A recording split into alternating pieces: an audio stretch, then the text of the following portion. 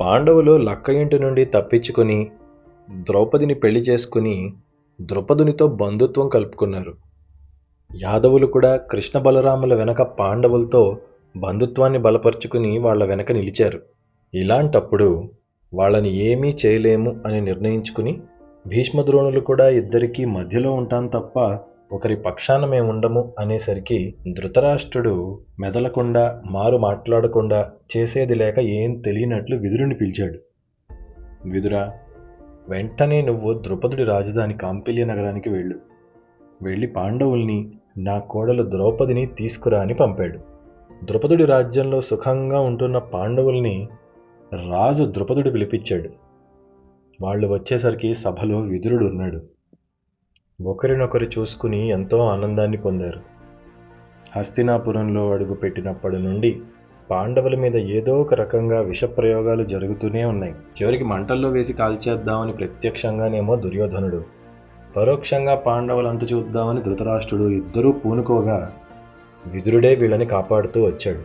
ఇన్నాళ్లకి బిడ్డల్లాంటి పాండవుల్ని చూసి ఆయన, తండ్రిలాంటి విదురుని చూసి వాళ్ళు చాలా సంతోషించారు. ఆ విదురుడు సభలో ఉన్న అందరినీ పేరు పేరున పలకరించి గుడ్డిరాజు దీవెనలు అందించాడు. ప్రమాదంలో పడిన పాండవుల్ని తప్పించుకున్నందుకు అభినందించి దేవుడెప్పుడూ మంచివాళ్లకి మంచే చేస్తాడు అని రాజుగారు తలుచుకున్నారని చెప్పాడు. అయితే ద్రుపదుడు లాంటి వాడితో సంబంధం కలుపుకున్న పాండవుల్ని కురు సింహాసనంతో బంధుత్వాన్ని ఏర్పరచుకున్న ద్రుపదుడిని కూడా అభినందించాడు. అక్కడ ఉన్న శ్రీకృష్ణ బలరాముల్ని పెద్దల్ని అందరినీ గౌరవించి పాండవులు హస్తినకి తిరిగి రావాలని రాజు కోరికగా చెప్పాడు. ధర్మరాజు లేచి విదురుని మాటలకి సంతోషించిన వాడిగా చెప్పి ఒక మాట అన్నాడు. మేమిక్కడ ద్రుపద మహారాజు ఆధీనంలో ఉన్నవారం. మేమెక్కడికి వెళ్లాలో ఏం చేయాలో ఆయన చెప్పాలి. అందుకని వారు ఏం చెప్తే అదే చేస్తాం అని అన్నాడు. ధర్మరాజు మర్యాద అలాంటిది, ఆయన రాజకీయం కూడా అలాంటిదే. మనం ఆయన రాజ్యంలో ఉన్నాం. ఎంత అల్లుళ్ళమైనా రాజకీయంగా మన బలం ఆయన మీద ఆధారపడి ఉంది. అంతేకాదు, మనం ఒకరింటికి అతిథిగా వెళ్ళినప్పుడు వాళ్ళకి చెప్పి వాళ్ళని ఒప్పించి వాళ్ళ ఆనందంగా పంపేలా ప్రవర్తించాలి. వాళ్ళు ఒప్పుకున్నాకే వెళ్ళాలి. కాబట్టి ఆయన అలా అన్నాడు. అలా అనేసరికి ద్రుపదుడు అన్నాడు, మహానుభావ విదుర, యుధిష్ఠిరుని మర్యాద అలాంటిది, కానీ నిజానికి పాండవులు స్వతంత్రులే కదా. వారు ఎక్కడికి ఎప్పుడు వెళ్ళదలుచుకుంటే అక్కడికి వెళ్ళొచ్చు. వాళ్ళకి నేను నా సైన్యం ఎప్పుడూ తోడుగానే ఉంటాం. కురుసింహాసనానికి యువరాజైన యుధిష్ఠిరుడు హస్తినలో ఉండటమే సబబు. నిజానికి వాళ్ళని వారణావతం పంపటం కూడా విడ్డూరంగానే అనిపించింది. అక్కడ జరిగిన ప్రమాదం కూడా అనుమానాస్పదంగానే ఉంది. దేవుడి దయ వల్ల బయటపడ్డారు. నా పూజలు ఫలించి నా బిడ్డకి ఇలాంటి వీరులు భర్తలయ్యారు. ఇక వీరు తిరిగి వాళ్ళ రాచరికాన్ని నడపడమే ఉత్తమం కదా అని అన్నాడు. శ్రీకృష్ణుడు లేచి, ద్రుపదుడి మాట సరైనది, అదే నా అభిప్రాయం కూడా అని చెప్పి కూర్చున్నాడు. అలా సభలో అందరూ వాళ్ళ అభిప్రాయాలు చెప్పి ఏకగ్రీవంగా పాండవుల్ని హస్తినకు వెళ్ళమని ఒప్పించి సిద్ధం చేశారు. ఇది మరొక రాజకీయం. ఈసారి పాండవుల బాధ్యత యాదవులది, ద్రుపదుడిది కూడా. మీ వెనక మేమున్నాం అని చెప్పేలాగా ధర్మరాజు వాళ్లతో చెప్పించాడు. ఏదో వాళ్ళు చెప్తే ఇక వెళ్తున్నాను అన్నట్లు చేశాడు. ధర్మరాజు మెల్లమెల్లగా అతనికి బలాన్ని, సపోర్టుని తెచ్చుకుంటున్నాడు. విదురుడు గొప్ప రథాలతో పాండవుల్ని, ద్రౌపదిని ఎక్కించి ఏర్పాటు చేసి కుంతీదేవి మందిరానికి వెళ్ళాడు. ఆవిడ దగ్గర తల నేలకు తాకిచ్చి ఓ మహారాణికి చేయాల్సిన వందనం చేశాడు. ఆవిడ విదురుణ్ణి చూడగానే సొంత అన్నని చూసినట్టు చూసి లేచి ఏడ్చింది. నాయనా విదుర, నా బిడ్డలకి తండ్రి లేడని, తోడు లేదని అందరూ వాళ్ళ రాజకీయాలు చేస్తే నువ్వే కాపాడుకున్నావు ఇంతకాలం. ఇప్పుడు హస్తినకి మళ్ళీ తీసుకుని వెళ్తున్నావా? ఆ మాటలు విని విదురుడు అన్నాడు, అమ్మా, నీ కొడుకులు విశ్వవిజేతలు. ఆ సింహాలు ఇక్కడ కాదు ఉండాల్సింది. వాళ్ళని ఎవ్వరూ ఏమీ చేయలేరు తల్లి. ఆ రోజులు పోయాయి. ధృతరాష్ట్రుడు ధర్మరాజుకి అర్ధరాజ్యాన్ని ఇద్దామని రమ్మంటున్నాడన్నాడు. అలా మొత్తానికి మళ్ళీ పాండవులు సతీ సమేతంగా కుంతీదేవితో పాటు హస్తిన బయలుదేరారు. వెళ్తున్న వాళ్ళకి ద్రుపదుడు మళ్ళీ కానుకలిచ్చాడు. బంగారు ఆభరణాలు, 1000 ఏనుగులు, అస్త్రశస్త్రాలు తెలిసిన మావటివారు, 4 గుర్రాలని పూల్చిన రథాలను 1000, 500 గుర్రాలని, 1000 మంది ధనస్సు ధరించిన యోధులని, ధనుష్కులని, గోవులని 1000, 100 పల్లకీలని సిద్ధం చేయించి అందులో కుంతికి ద్రౌపదికి సేవకుల్ని ఆడవారిని పంపాడు. దృష్టద్యుమ్నుడు స్వయంగా ద్రౌపది చేయి పట్టి రథం ఎక్కించి పంపాడు. మంగళవాయిద్యాలు మోగుతూ ఉంటే ద్రౌపదీదేవి కదిలింది. ఎవరికి తెలుసు ఆ తర్వాత ఆ తల్లి ఎన్ని అవమానాలు పడిందో, ఎన్ని కష్టాలు పడిందో.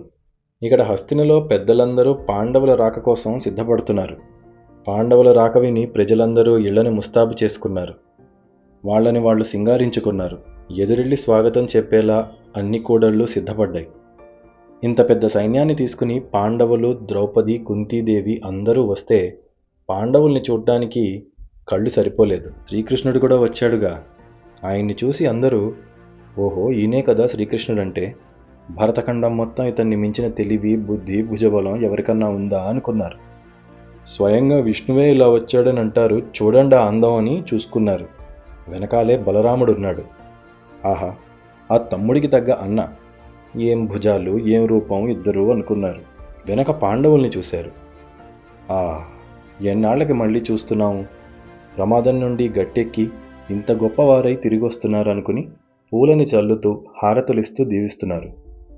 మన రాజు మళ్ళీ తిరిగొచ్చాడని అనుకున్నారు.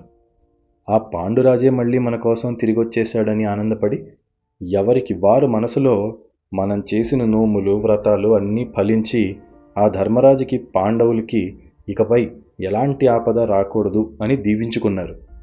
అలా అందరికీ అభివాదం చేస్తూ పాండవులు రాజభవనానికి చేరారు.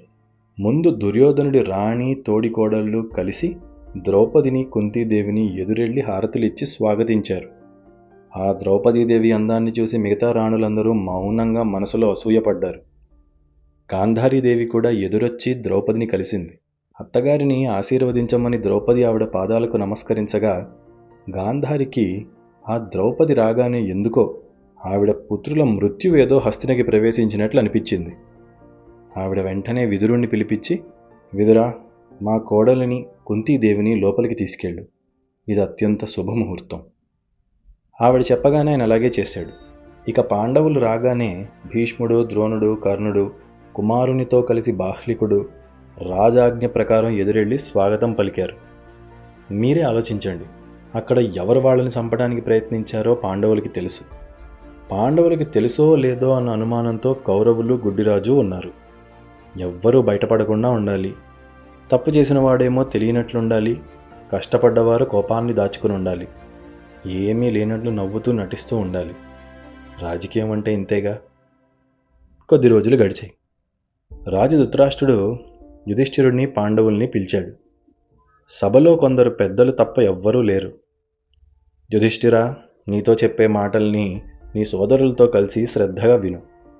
పాండురాజు ఈ రాజ్యాన్ని చాలా అభివృద్ధి చేశాడు. నా సోదరుడు నా ఆజ్ఞ అన్నడు కాదు అనకుండా ప్రవర్తించాడు. అతను బుద్ధిమంతుడు, బలవంతుడు.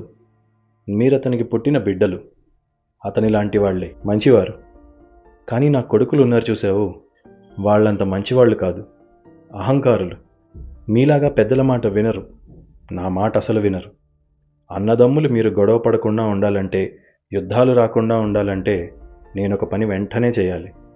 నిన్ను రాజుని చెయ్యాలి. ఈ రాజ్యాన్ని మీ ఇద్దరికి పంచిస్తే ఎవరి రాజ్యం వారిది. అందుకే ఆలస్యం చేయకుండా మీరు ఖాండవ ప్రస్థాన్ని ఏలుకోవాలి. అక్కడ మీరు రాజధాని చేసుకుని మీ రాజ్యాన్ని నిర్మించుకోండి అని అన్నాడు. విదురా, నీవు వెంటనే రాజ్యాభిషేకానికి సిద్ధం చెయ్యి. మన సంపదని 2 కింద విభజించి పాండుపుత్రులకు ఇవ్వమన్నాడు. వేదవేత్తలైన బ్రాహ్మణులు, వ్యాపారులు, బంధువులు, పౌరులు అందరి సమక్షంలో ఈ పని జరగాలి.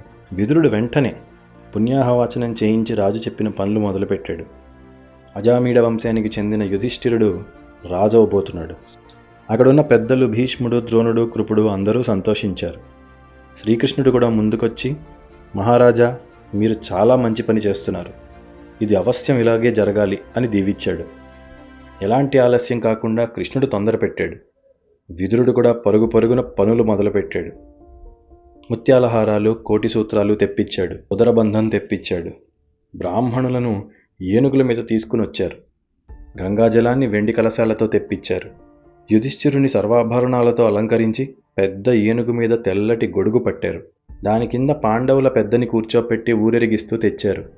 వజ్రాలు పొదిగిన బంగారు కిరీటాన్ని చేయించి రకరకాల మణులతో అద్ది ఉన్న ఆ కిరీటాన్ని అభిషేకం చేసి బంగారు తాపడం చేయించిన పొడవాటి ఖడ్గాన్ని జోడించి తెచ్చారు. వ్యాసుడొచ్చాడు. వేద పండితుల మంత్రాల నడుమ ఆయన యుధిష్ఠిరుడి తలపై కిరీటాన్ని పెట్టి పట్టాభిషేకం చేశాడు. ఆ తర్వాత పెద్దలు భీష్ముడు, బాహ్లికుడు, సోమదత్తుడు అందరూ ఒకరి తర్వాత ఒకరు వచ్చి ఆ ధర్మరాజు తలపై పసుపు నీళ్లతో అభిషేకించారు. రాజ్యం మొత్తం ఒక్క కంఠంతో కొత్త రాజుకి జయం పలికింది.